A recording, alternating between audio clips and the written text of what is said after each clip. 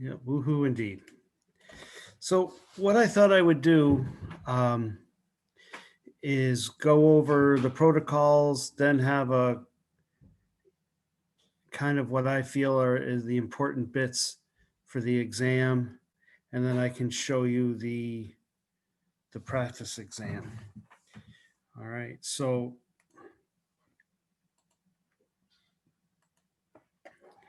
this is the final exam, and this is the upload part. And even if this is the practice exam, even if there's a place to put your answer or to draw, just don't do it. Okay. You don't have to enter in anything. If you accidentally enter in something, that doesn't matter. I will grade everything off of the PDF that you submit. Okay. Now, when the exam becomes available, I would open it up and print it out, as a PDF so that you have a copy of it in case anything goes wrong with your internet, right? But you don't have to turn that in, all right? What you really need to do is turn in your PDF, right? But write out the problem that you're solving, right? So,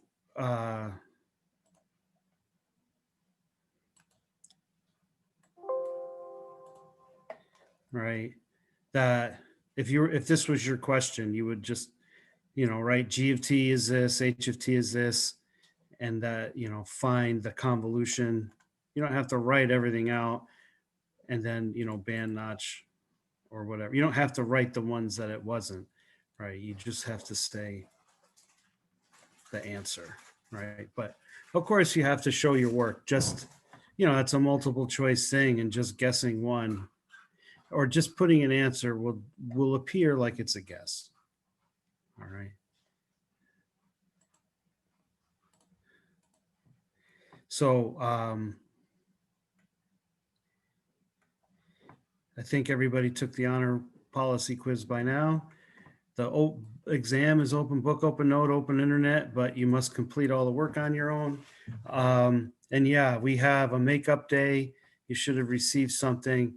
And so, yeah, you really shouldn't be discussing the exam until you get a message from me on December 16th. All right. Now, you might have seen some comments, where, and this happened more with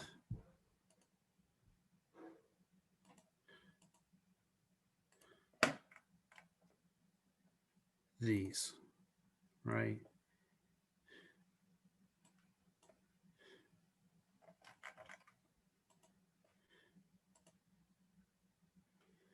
And I'd asked, if something broke away or something was frozen. And some people put like the answer to what this was on a previous exam. Writing down an answer from a previous exam isn't going to help, right? And that's what that comment was about. It wasn't that I thought you were cheating. It's just you weren't really answering the question. You were just, it had the appearance that you didn't know what you were doing, and you were just kind of throwing something and hoping for some partial credit to stick. All right.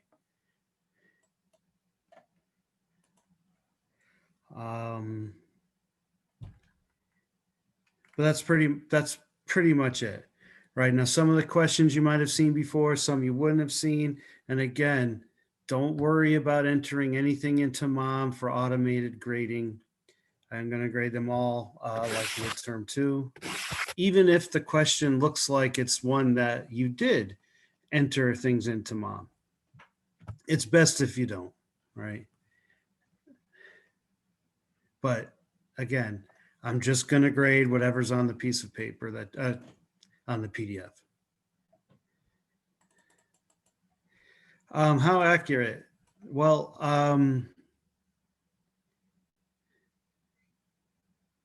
that's a good question. And I guess, let's see if I had one kind of kicking around.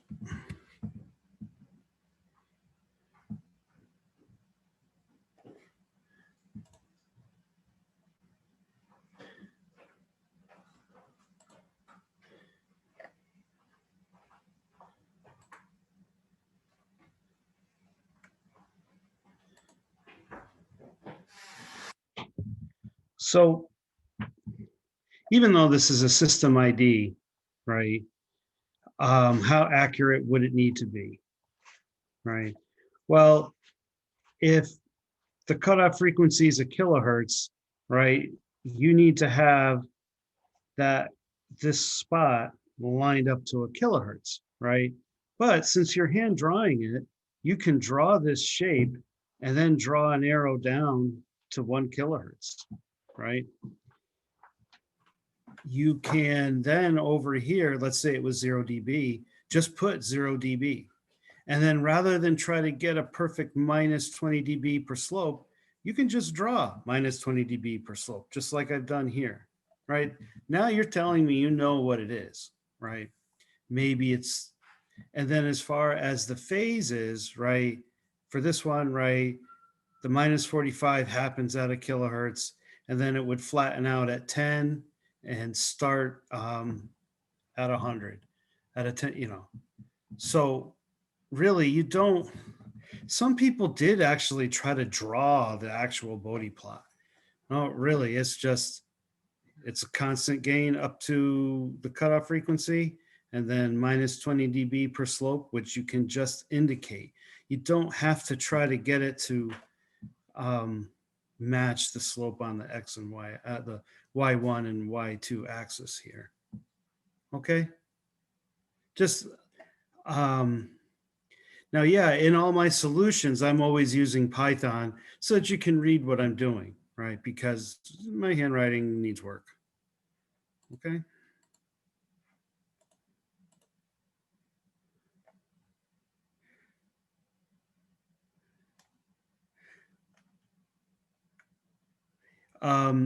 I will send out the, I have to send out that Zoom link right away because today was the last Zoom link for class. So yes, I have to send that out. I'll send that out right away.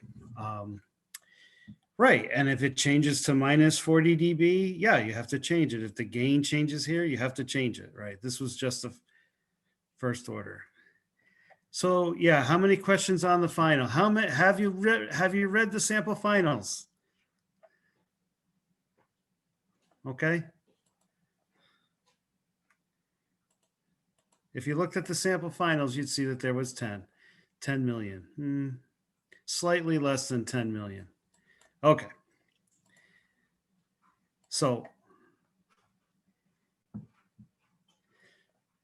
hopefully that should answer like all your questions about the day of the exam. And again, just use the PDF, upload the PDF. But what I strongly suggest you do is actually make up an exam question, an exam sheet for yourself, or organize your homework questions or things to look up so that you're not trying to surf the internet for answers that day. Okay. Just a bit of advice. Okay. All right. So now I'm going to talk about not exactly how to do every problem, but I have graded a lot of problems in my time and try to call your attention to certain things or try to avoid certain mistakes or things like that. All right. So, yep, convolution will be on the exam. Things to remember though, right, that help me solve any problem that comes my way is that convolution in the time domain is multiplication in the frequency domain. And the converse is true. This second part is what's really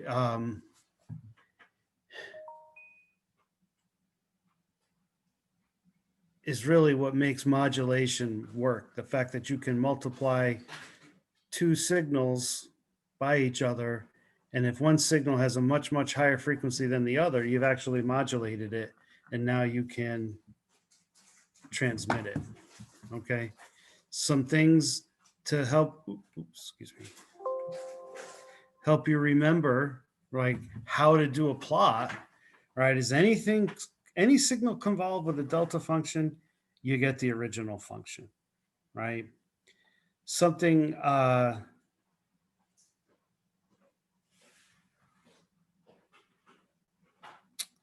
so then the next bit is, the process, which I think everybody kind of remembers, right? But you expand the linear combination of signals into simple convolutions, right? Then you keep track of the time shifts. Then you use a however you want to do it, convolution integral, Laplace inverse, to find these simple things. And then you scale and time shift these functions into the final one. And almost everybody, 90% of the people can do that. The trick comes out in the plotting, right? And really, what you have to look at the two shapes, and if both shapes start and end at 0, right, your final shape is going to start and end at 0, right? But if you have two shapes that start at 0 and end at some number, right, it's your output's going to start at 0 and kind of keep increasing, right? And if you have something like a step input with something else that starts and ends at 0, it'll increase up to some kind of flat and flatten out, right? So really get those kind of shapes down, because you might think it's easy to just throw it into Desmos. What's really easy is the ability to accidentally mess up. And I'm just rustling around to find my my drawing pad.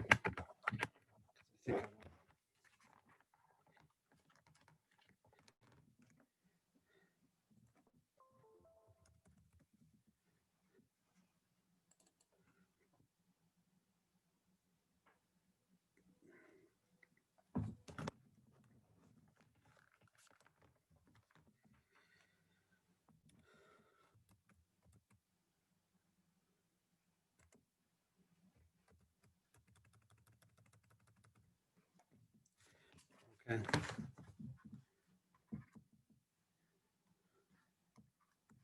All right, so if I have a delta function convolved with a delta function, right, I get a delta function, which starts and ends at 0 and has some non-zero time, right?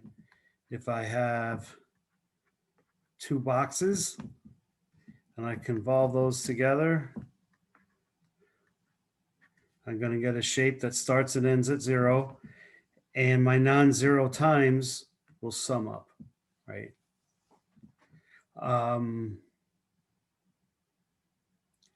But if I convolve a step with a step, right, if I flip one over and start shifting it, right, I'm going to get RT. It never evens out, right? But if I do a step with a box, right, the step will overlap, and then that area of that rectangle underneath never changes. Okay, so of course things can be negative, and then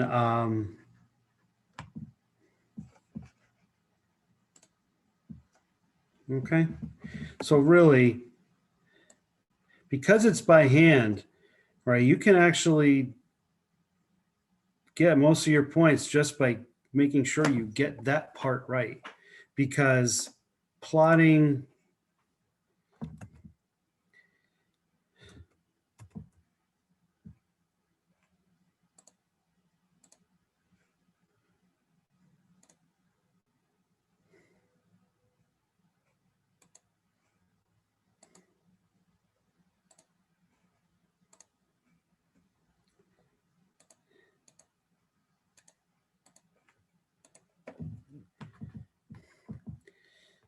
because let's say we do this step response of a RC filter, right?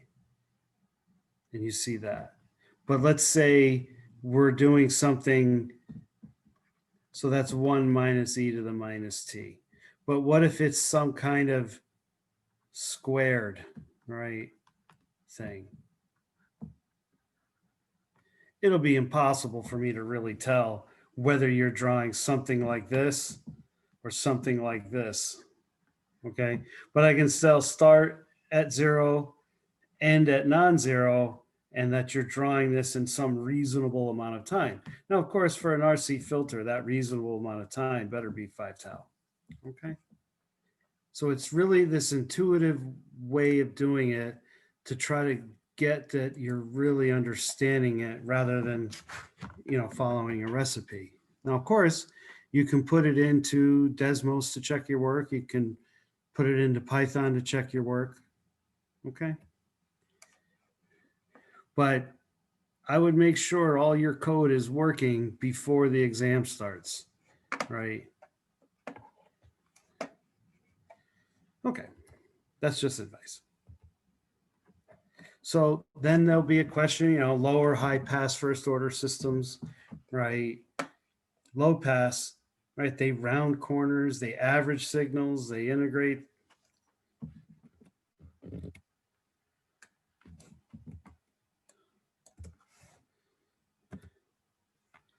Okay, that's kind of what they do, right? The impulse response starts and ends at 0 and has some non-zero shape in between, right? So that could be a low pass like shape. That could be a low pass like thing. This, e to the minus t, certainly a low pass, right? I could even call that a low pass shape, right? And of course, it could be, these could all be negative in the other direction, all right? For the high pass, right, we take the derivative, find slope, impulse, things like that. For the high pass, there is now a delta function, right, minus some h low pass, right? So I have a delta function and I have the inverse of an RC. I have a delta function and I have this kind of triangle shape. I have a delta function and I have a rectangle. I have,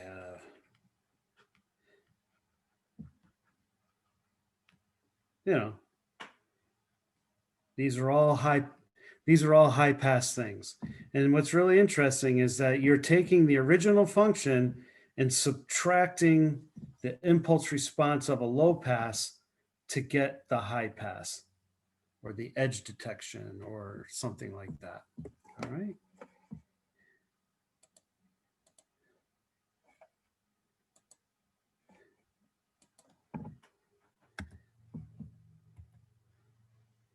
Now, yeah, with Bode plots, we started on this a little bit, right? You plot with the asymptotic method because that is really what it's supposed to be, right? You can't just put it in LT Spice and print it out. You can use LT Spice, of course, to check your work. You've seen that that's how I do it myself, right? I'm just going to give some advice. You don't have to follow it. But really, do not do this transformation, okay? Please. It's just one more thing to do, and in an exam, you could make a mistake, and it just seems, it's 1 out of 5 students that follows this method that gets it correctly done, okay? So I really searched long and hard to find the best process to use, and so I use it or don't use it, but that's just advice.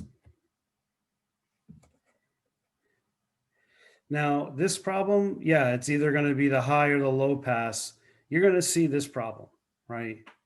And this is an interview question, right? What is the Bode plot of this? What is the step response to this? And making sure that you understand that, 1 over tau is omega naught, but either the fall or the rise time is going to be 5 tau, right? Whether it's inverting, not inverting, right? And the fact, this is a non-inverting buffer, right? This just comes up again and again and again, all right?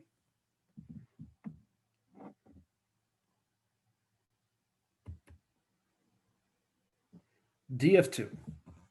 So this is a fourth order. And if everything were here, right, well, all the frequency components would kind of cancel out somewhat, right? But the various filters and systems are determined from what's in the numerator, right?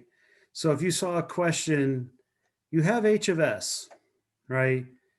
But B naught and B1 are equal to 0, right? Well, then you would set the S to the fourth, S to the cubed part to 0. And then this is what you would implement. But the denominator part, right, a fourth order DF2, right, there's so many examples of that just writing that down, there isn't much thinking there, right? All the thinking is really in creating that B summer, all right? And the thing is, and this is like a hint, right?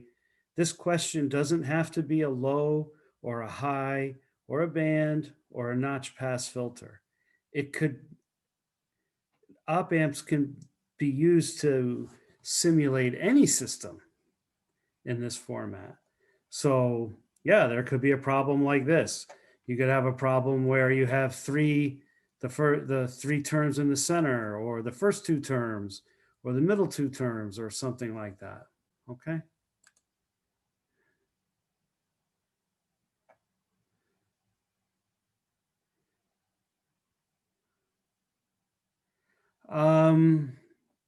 Let's see if we have time for that, Javier. Okay. I just want to make sure I get through everything. All right. What I'd rather you do is actually go and do it and email it to me, right? And then I'll tell you whether you got it right or wrong. Okay. Right. And then whether you needed an extra summer or not, right? Because if, let's say you only had B1 or only had B3, you don't need an extra summer because only one signal's coming out, but the odd ones are inverted. So you would need to have an inverting stage, right?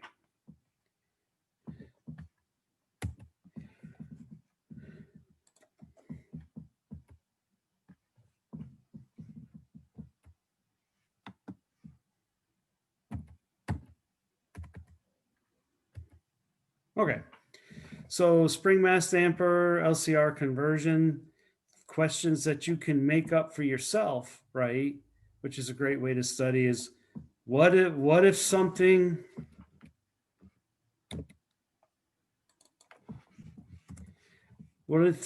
breaks and flies away,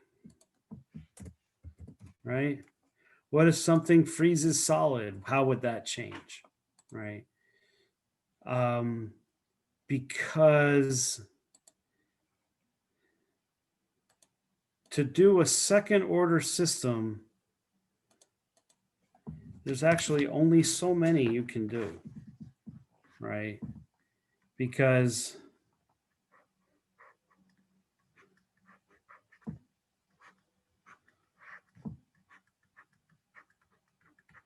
the mass is always going to be tied to ground, right? I can have the R and the L like this. I could have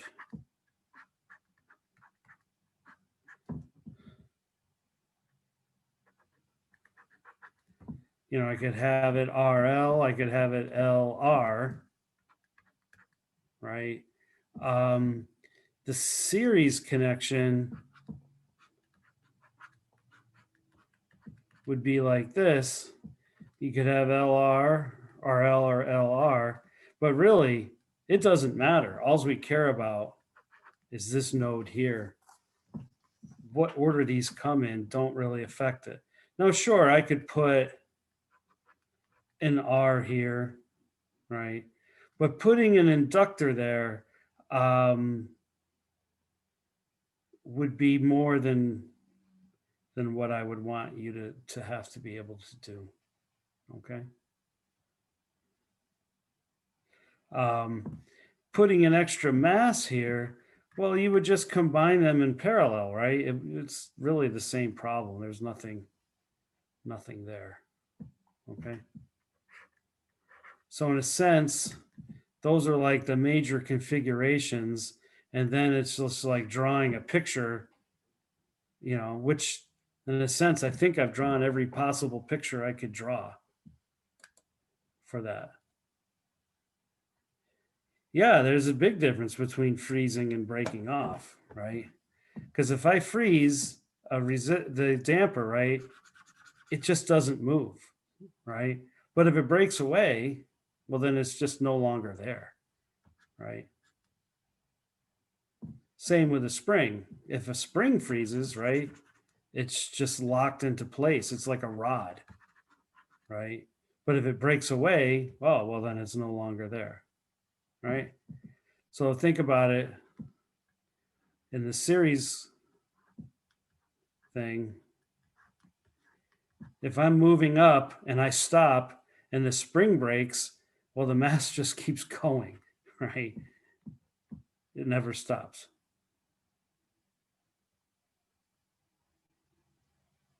You could think of that.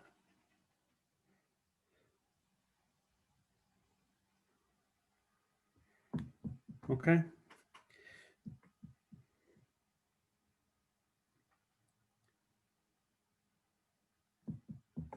Now, you'll see that on almost every exam, there is a question like that, but I am thinking of maybe swapping it out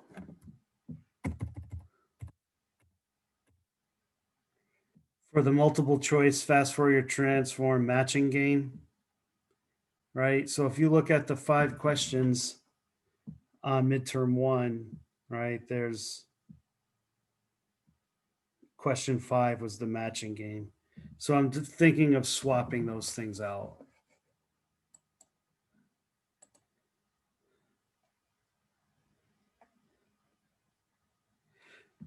Right. So if something breaks, is it still stable? What does it turn into? So yeah, it's just like those questions that you had on midterm 2. Okay. Now then, right, we kind of have the QS equals HS divided by the feedback network, right? And we have the gain bandwidth application of that. And we have the control application of that, right? So you could see a question, H of S equals something, right? And there's a voltage divider, right? Well, then you're going to have to find where the op amp doesn't act like a non-inverting amplifier, right? Or you might be asked to do it graphically, right? But there's many exam solutions out there that show it both ways. So you can see, what are you swapping out again?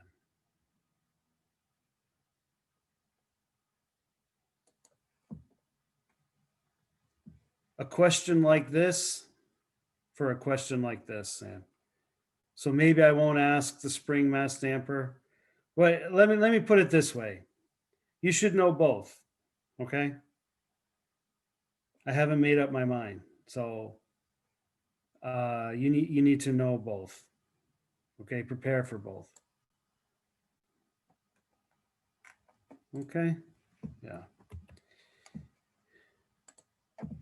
Now the thing to remember about the FFT matching game is really find a knot, whether there's a DC average or not, and then find the period. Okay. Then there's like shapes that you should know, right? And so 50% duty cycle square wave is a shape you should be intimately familiar with by now. Okay. Now, other questions that might be about the gain bandwidth, right, are what, using the definition of gain bandwidth, right, where the gain V out equals V in, or 0 dB, right? Or, you've got a finite gain bandwidth. How would that affect your circuit's output, right?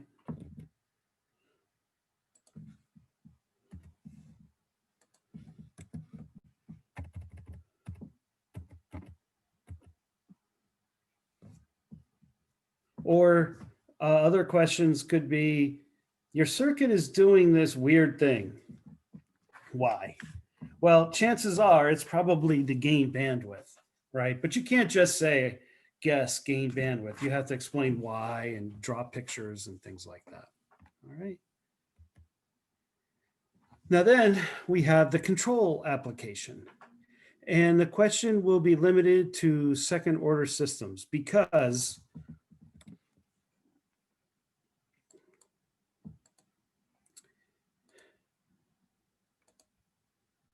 that rule I told you about,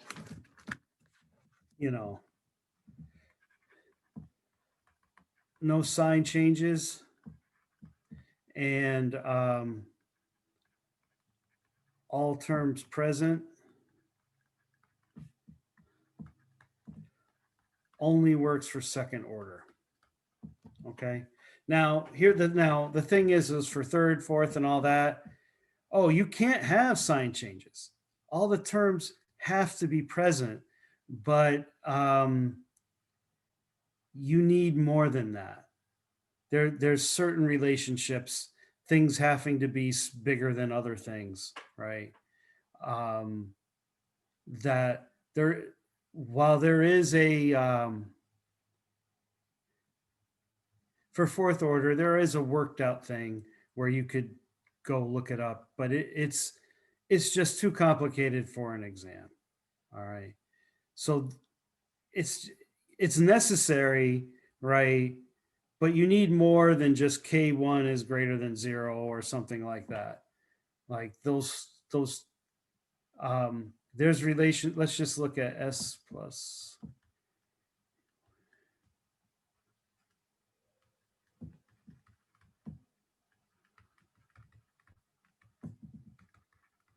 Right. Yes, it's true. All these need to be positive. They all need to be present. But then there's more relationships to make sure that everything is on the left-hand plane. Okay. Which is why on the exam, I really just, did you get the right GS? Right. That's really what I was looking for.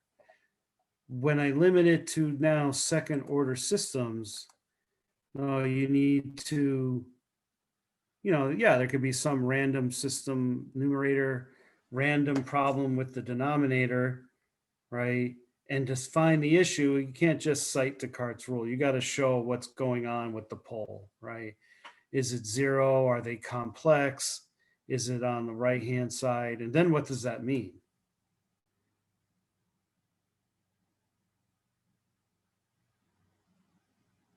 Yeah, we'll see, Mike. I mean, I've done that problem many, many times. Okay.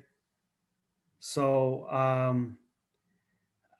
if you could help me out with what you're not quite getting, okay? If you follow, because otherwise I'll just do the same thing again. All right. I'll do it, right? But I'm just saying, might not be helpful.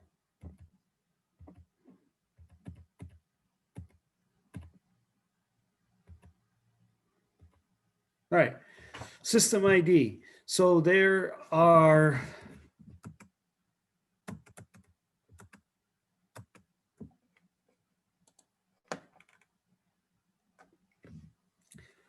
system ID plots from the sample exam.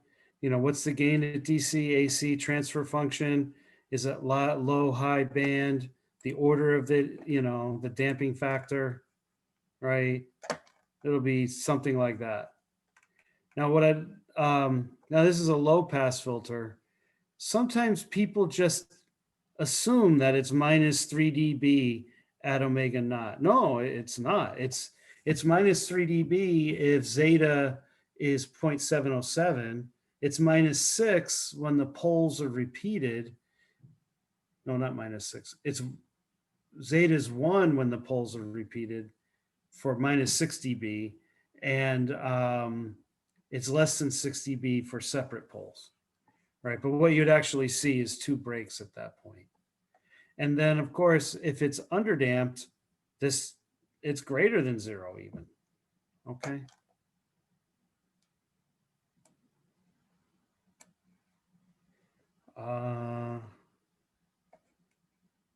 System ID from a transient.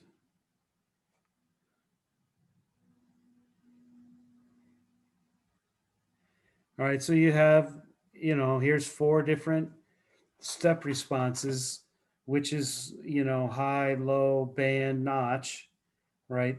They're all for the same system.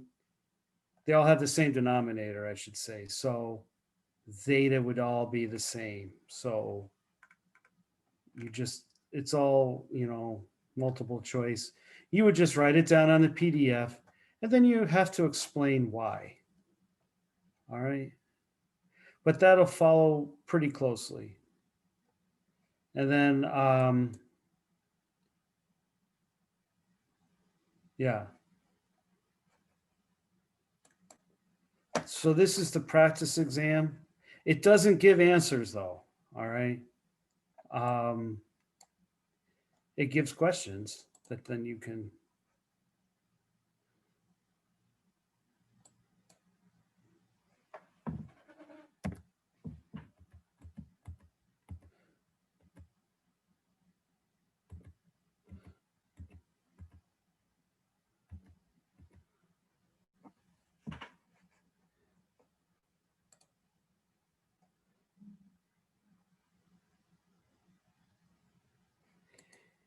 Oops. So modulation, as we kind of did it, isn't exactly on the exam. However, you could have a question like, explain using the Fourier expansion and Fourier transform how a signal is, how you encode a signal on a carrier signal, right? Something like that. Where on the homework I said, just, what are the building blocks of a radio, and just describe them. The book tends, I'm looking at the book and I'm thinking they're giving way too much detail for a 1 semester course, given everything else that we learn. If you really want to know radio communications, you need to take EE 160. If you want to go more into the control examples, right, that's EE 132, right? Now, other applications are like multiplier testing, right? Because I can use if I take a multiplier, right?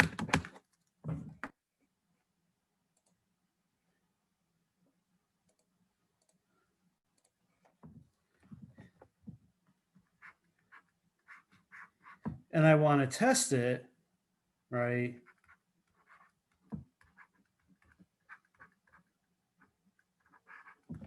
All right, I could try putting in constants, right, where here's X and Y, and I would have to kind of do all these plots to see how, and this would be the value of X, and then I'd be stepping Y on each one of these. However, one thing to do is put in a sine wave, and now you have cosine squared omega t, right? Which now you get a DC part, and then you get something at 2, let's call that omega naught, 2 omega naught. And you should get nothing else. But if you get other things, right?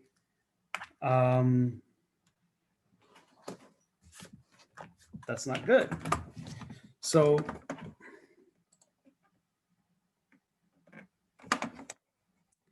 how do we put that into practice?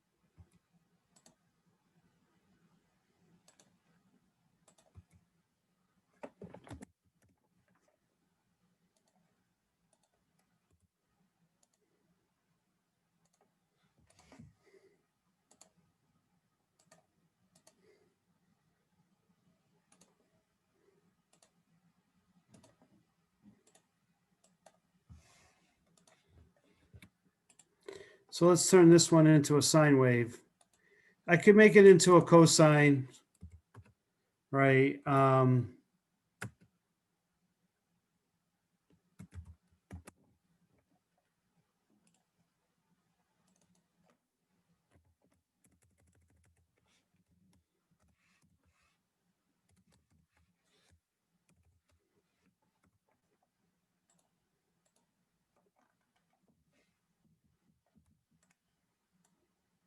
So here is as a sine wave. If I wanted a cosine, I would just delay it. And then here's my multiplier function. I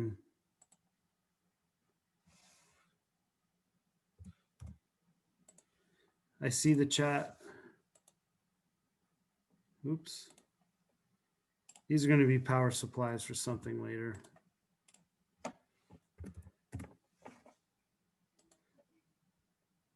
Okay. Here's my input. There's my output. So that should be an ideal multiplier, right?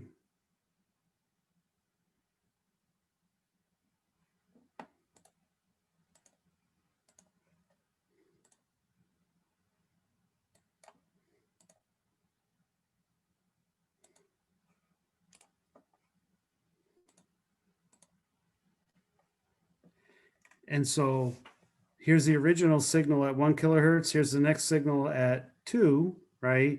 And you can't really see anything beyond that. So that's about as good as it gets for a multiplier.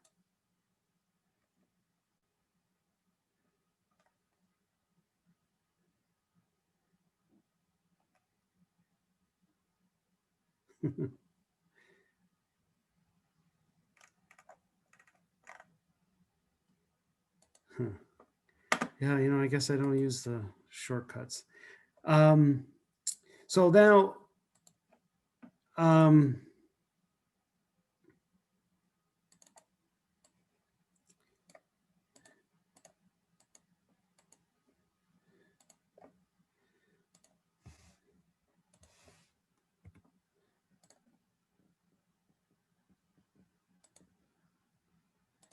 let's put this through something a little more realistic.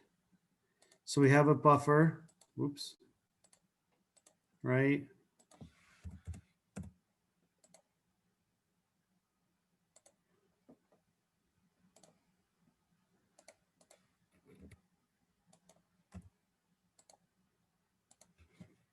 Right. So it should, you know, now that's practical. very close to an ideal op amp. All right. But what if the amplitude was 5.5? All right. So we're getting some clipping there, right? You can see. So what does that look like?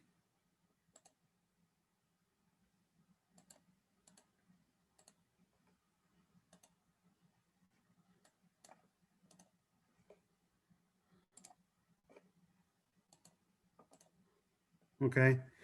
So there's still the peak where it's supposed to be, but there's all these unwanted harmonics, right? And there always will be some. It's just what's, so you can have a multiplier that's working just fine at maybe 1.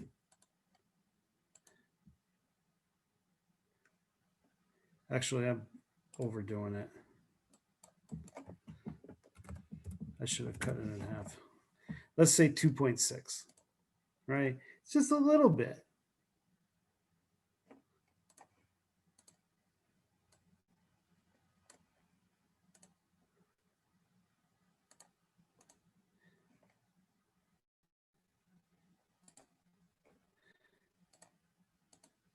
And you can see those, it's still strongly a multiplier, but there's some issues with it. Not only that, if I made the gain bandwidth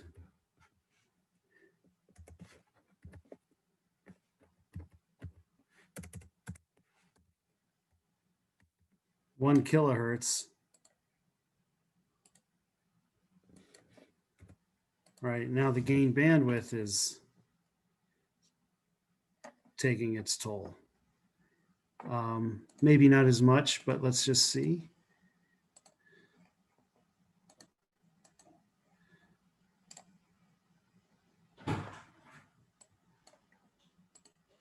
Okay.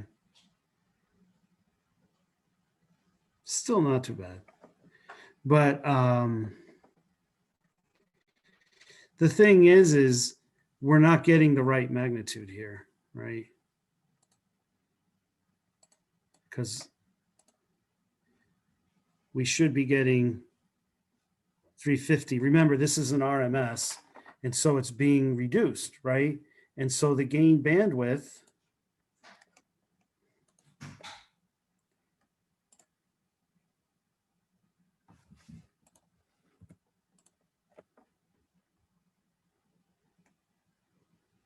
not quite sure if this will.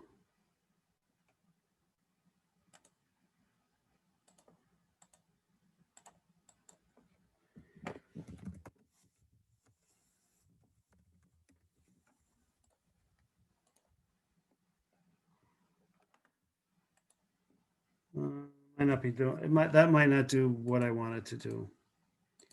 Okay, because this behavioral source can kind of wipe out what's going on there, right? But if I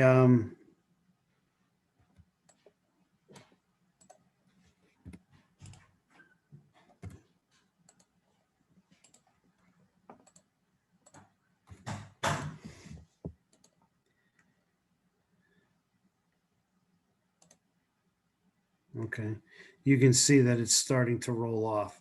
And so at a kilohertz, right, that buffer is actually minus 3 dB down. So it's not working, right? So in this question, it's a gain bandwidth issue, right?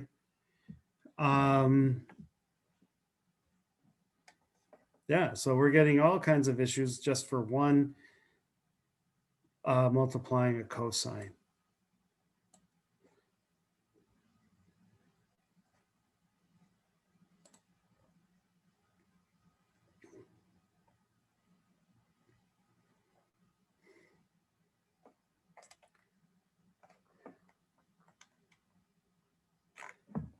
Okay.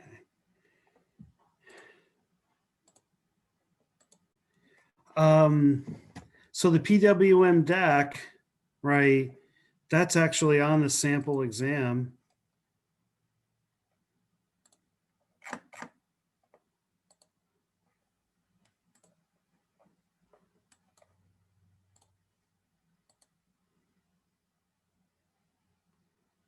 All right. You're trying to make a filter. What would you do? You're trying to do this. What would you do? All right. But you would sketch out the Fourier expansion, right? And then start drawing the high, low band and notch pass filters that you would to answer the various questions. Now, yeah, we did a bit of an example on generating a clock from AC power. I wouldn't expect you to create a whole circuit for it, but how can you take, a sine wave and turn that into a clock? How can you take DC from AC and turn it in, right, to DC? Right now, there's two ways, right? There's half wave rectification, which is really you're getting a sine wave half cycle. There's the absolute value of a sine wave, that's full wave rectification. And there's even squaring a sine wave, which does give you a DC offset as well. But really, I think there's more energy in the absolute value circuitry. All right.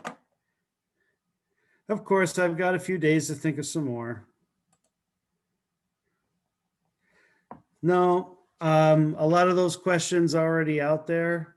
So no, now it's time for you to see if you're right. Now you can try something and ask me about it. Is this right or something? But I have a lot of sample exams with answers out there. I know it might seem a bit harsh, but you've got to be able to figure out whether you're right or wrong and not leave it up to me. Because truthfully, in work, right, I can't wait for Twee Lee to tell me if I'm right or wrong. I have to get it right. You know what I'm saying? Now, exams aren't work, right? But with all the Python tools and all the LT Spice tools I've shown, because that's how I generate my solutions, right? With all that. All right. But yeah, like I forget who it was. They had a question about DF2 and I said, you do it, right? And they emailed it to me and I'm like, well, fix this and this. Okay. Yeah.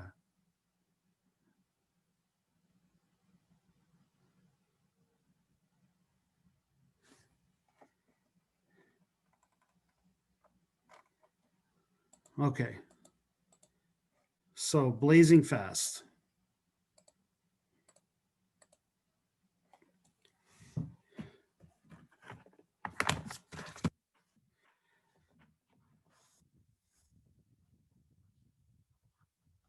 I think it was.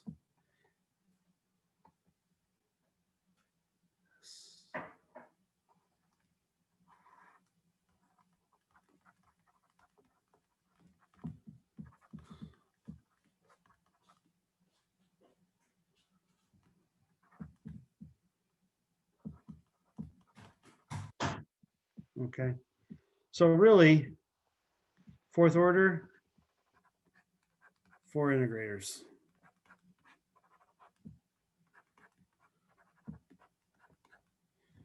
One, two, three, 4. And I try to draw the triangle halfway between the R and the C.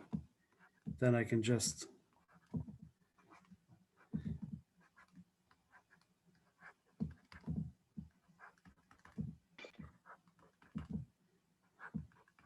right, plus, plus, plus. Oops, that's wrong.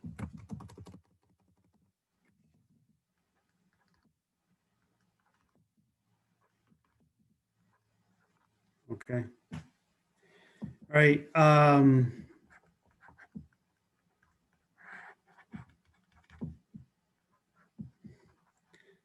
The denominator summer, right?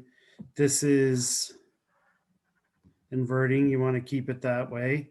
That's not inverting, so you need to invert it. Inverting, keep it that way. Not inverting, invert it. You know, add whatever dummies are necessary in. Okay. Now here, right, this is actually the S4 node, the S3, the S2. No, I'm like S, and you can say no S, right? So this is coming out of S2, right? And here I've got nothing to scale it by, and it's not inverting. I could just say out. Okay.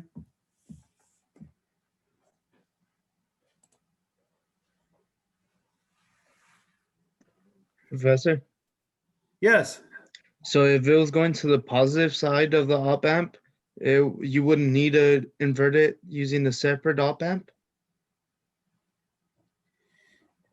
Well, notice it's not the transfer function isn't inverted. So the outputs shouldn't be inverted coming out. All right. Okay. Now, yeah, you can do a fourth order circuit, right, with the Saloning keys and get 2 orders for each op amp. But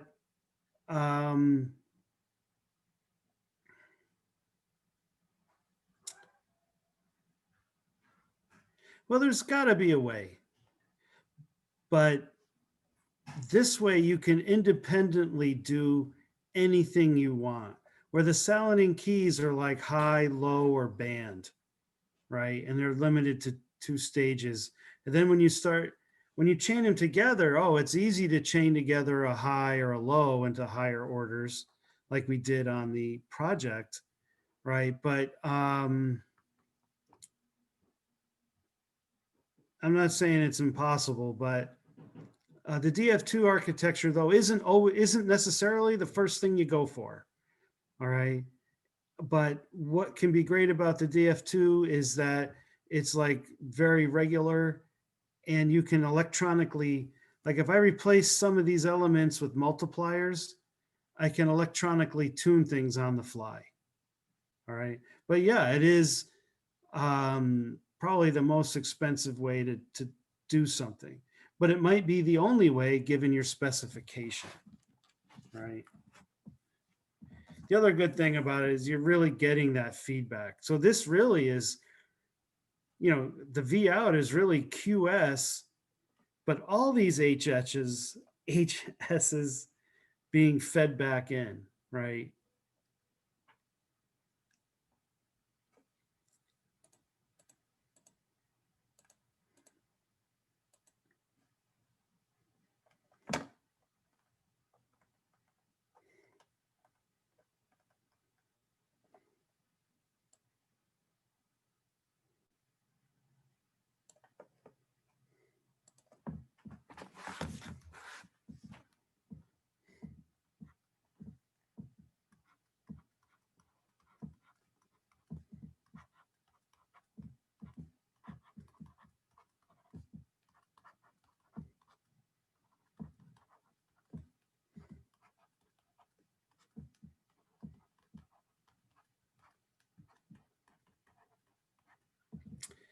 So back to Mike's thing.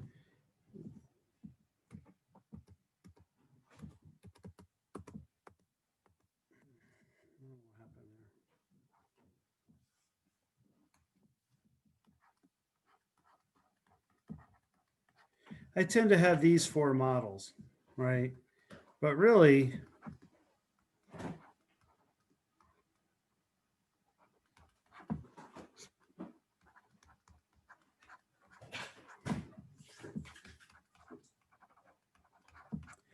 There are models like this where you have a 0 on the right-hand side, and this circuit is stable, but when you put in feedback, this makes it unstable. All right. That's EE 124. Okay.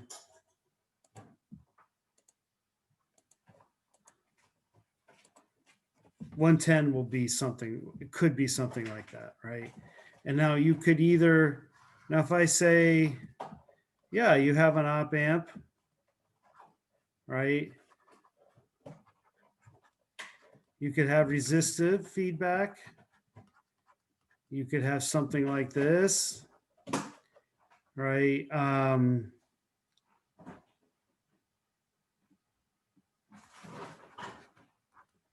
Could have something like this. There could be all manner of things in that feedback network. All right. But to find out where will this be ideal, right? Well, that's AV and you just have to be below.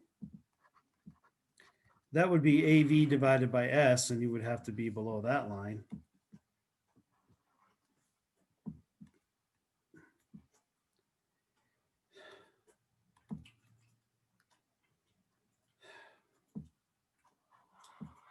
Okay.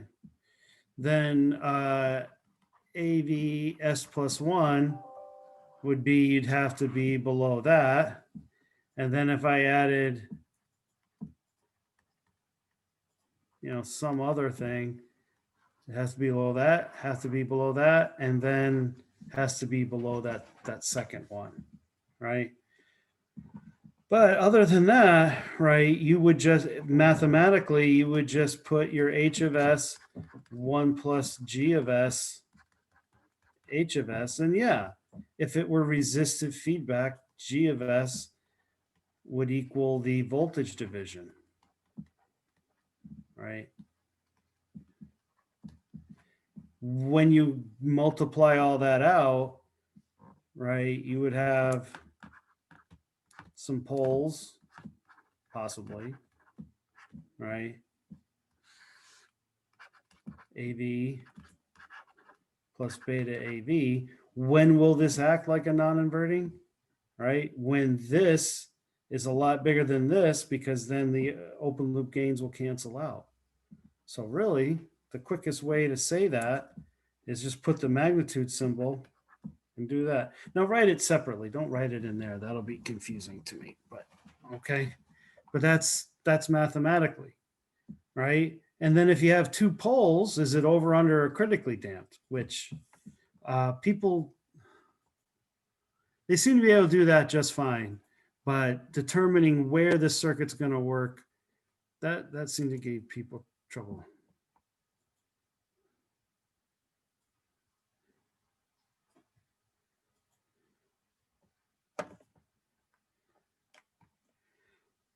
Nick, I don't know. I've written so many questions. I just don't know.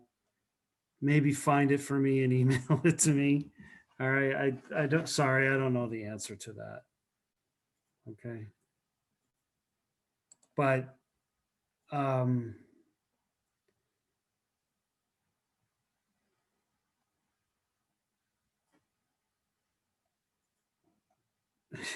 yeah, maybe it'll be a really good question to ask on an exam. So you decide what you want to do with that power. But really, there will be 10 questions, right? There'll be something on convolution, Bode plots, right? Definitely question 3, right? Something on DF2. Again, I'm debating about that, right? Control questions, ID from a transient, ID from Bode, and then something that I have to think up. All right.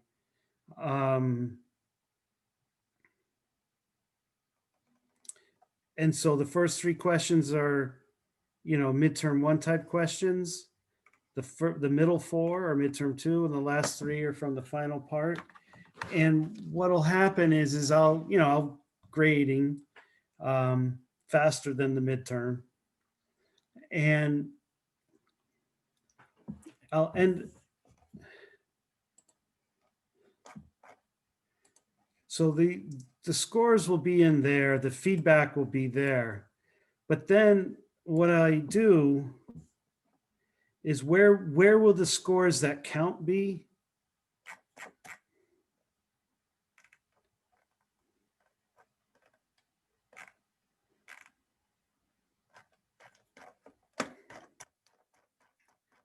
I'll tell you.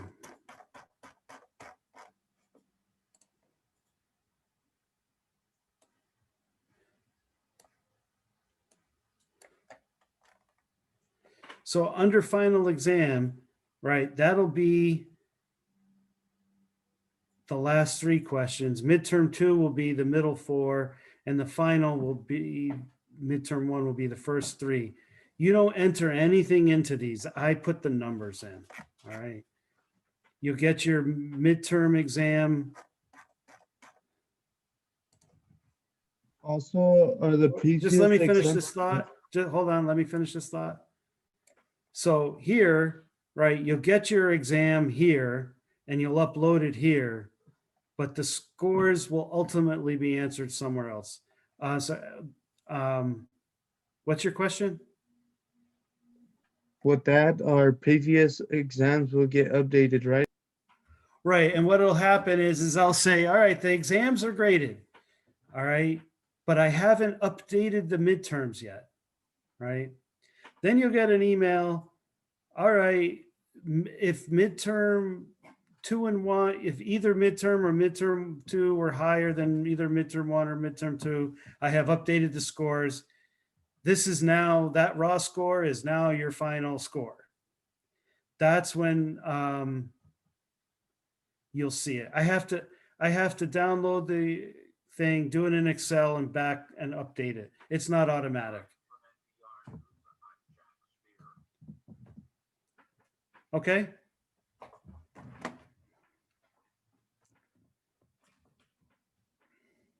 And I'll be working through all the extra credit up until the exam and until the thing.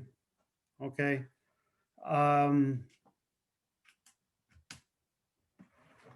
But pretty much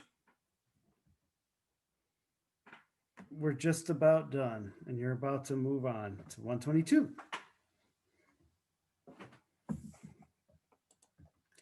So any, You mean 112? oh, no, well, once you pass 110, you go on to 122. Oh, okay. All right. But no, yeah, immediately, yeah, you're going on to 112. Yeah.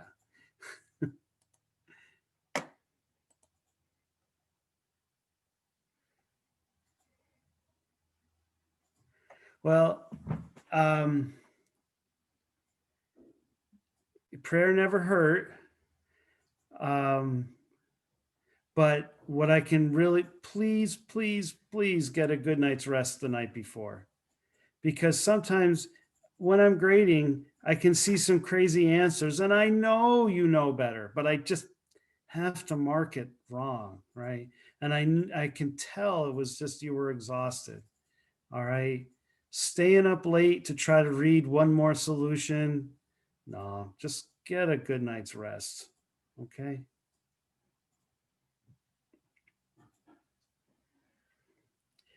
Yeah. I don't know where the 9th came from, but it's all the 10th. Yeah, Kevin, I'm sorry about that, but maybe you're on a set, maybe you've switched to a different shift. Okay.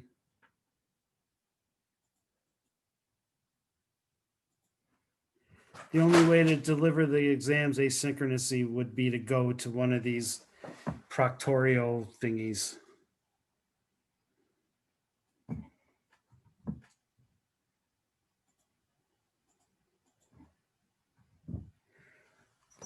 Okay.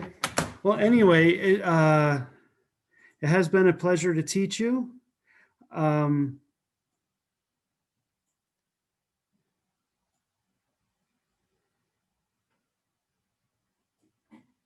Alex, for your question, I have no idea what I said, but I didn't. LT Spice does transform. Oh, Analog Devices has a tutorial on transformers in LT Spice. Okay. That's what I said. Okay, sorry. So anyway. Oh, a Tesla video. I don't know. Show me the Tesla video. I want to see a Tesla video. Anyway, so, you know, I hope you all do well. You know, I think you'll do all well. You all have the talent. And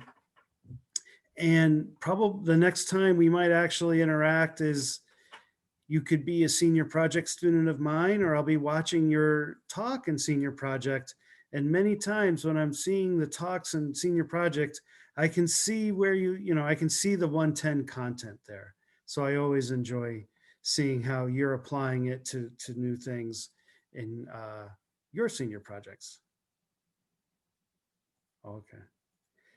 No, anyway, yeah, I guess there's a conversation about Tesla videos.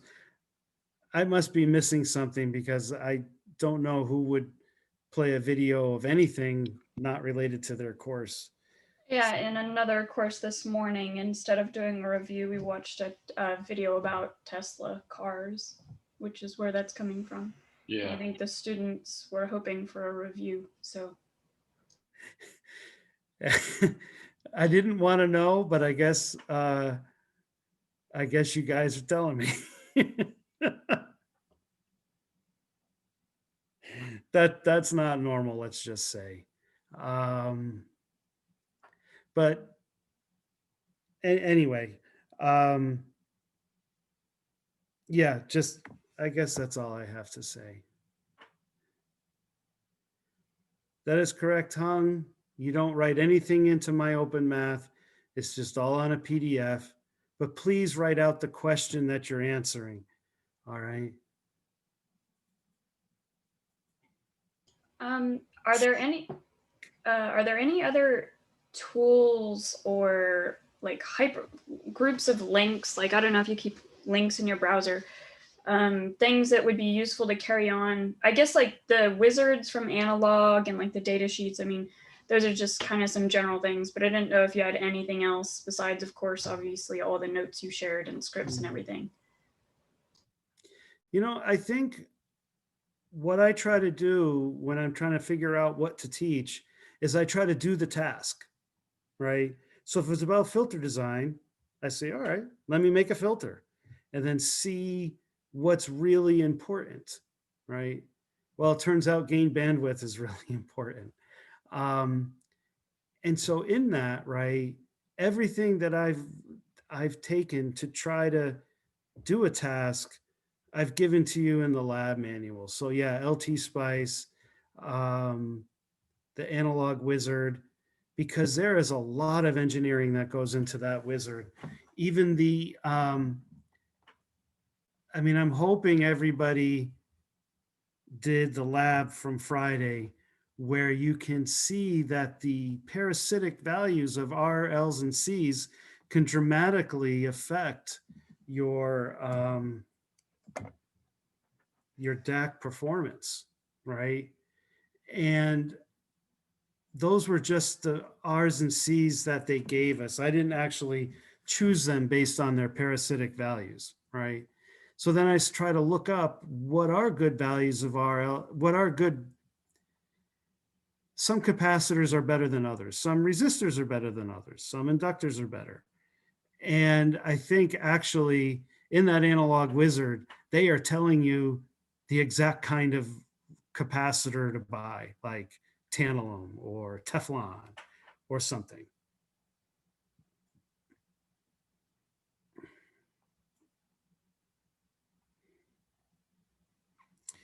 All right, so I guess there's a few more questions coming in.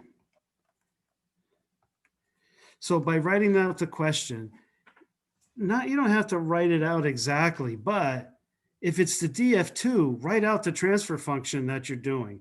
If it's the Bode plot, write out the transfer function of the Bode plot you're doing.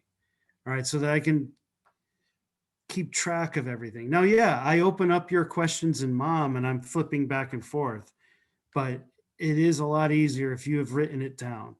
Again, I know you're under a time crunch, so you don't have to write everything, but give me a clue, right? Because sometimes your papers get out of order. You know. So Hung, do you want the makeup final to be harder?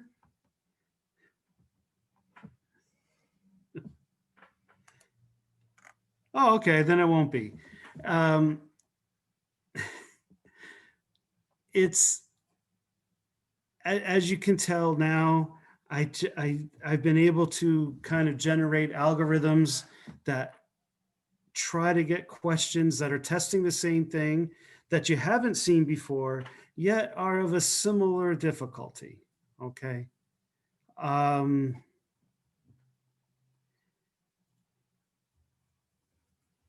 So no, I wouldn't do that to you. Okay.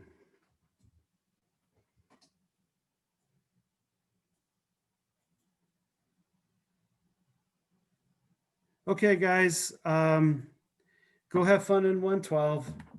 And I'm gonna do that link right now. Sir, 24-hour period.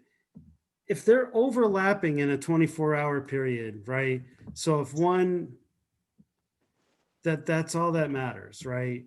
But if you have an exam that ends at 9:30 one day and another exam that starts on 9:45 a.m. the next day, they don't really overlap, okay? Even if they overlap by an hour, they're fine, okay? Somebody had a question?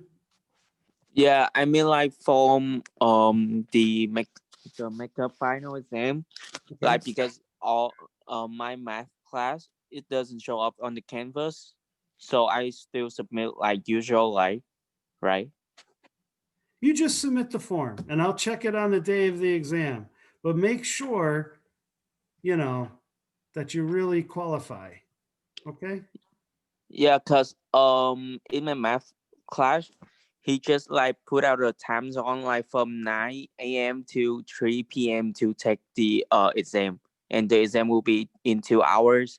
But usually I get like the exam in like started from 12, so it's gonna be to end at 1 p.m. on this Wednesday.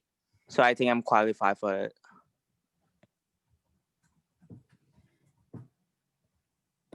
That's something I didn't consider, but yeah, that's going to have to count because there's no way I can check. Okay. Yeah. So I'm so going to can you? accept everybody, right? But I cannot possibly check these things until the day of the exam. So make sure they're really overlapping. And I mean San Jose State classes, okay? But I'll assume everybody's accepted, right? Yeah. Okay, and that the threat of an F will. Yeah. Is there any way you let us know like before the final day so we can like make sure like we will have. Listen, I've got 50 people who signed up for that and Oh, EE98. There is no way. Okay. okay. All right. All right. So, Thank you. and the thing is, I wouldn't just make some arbitrary decision without discussing it with anybody. Okay. Yeah. Okay. All right. Thank you. Hi, Like Professor. let's say I found your thing and it didn't make sense. I wouldn't Mhm. say you flunk. I'd say, hey, what's going on here? And you would say, oh, well, he gave this time frame and da da da da da. I'm like, well, okay. Then I would say fine. Okay. Okay. I'm Thank not you. gonna pull the trigger on anybody. All right. Thank you, Professor. Hi, Professor. I have another question. Yeah. Also, for the makeup final for the next week, will you send the email before the final, one day or some day before? Listen, you got to make sure that it's over. I'm not going to be sending out 50 emails and checking 50 of these things before the exam. All right. Oh, I I got too mean much like going on. the link for the Oh, Zoom. the link I'm about to send. I'm going to send out the link like now. Oh, okay.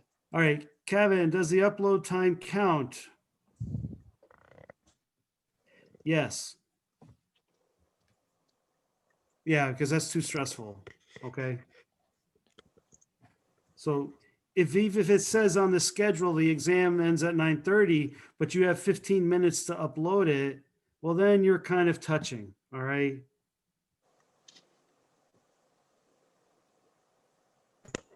All right, guys. Take care. I had a question. Wonderful week. Yeah, you too. So, for determining if we're eligible or not, is basically if we have 3 classes, including this one, correct? Well, yeah. Okay, that's just double making sure. Yeah. Now, if you have 3 classes, then you work with them, right? That don't include. Yeah. Okay. All right. Take care.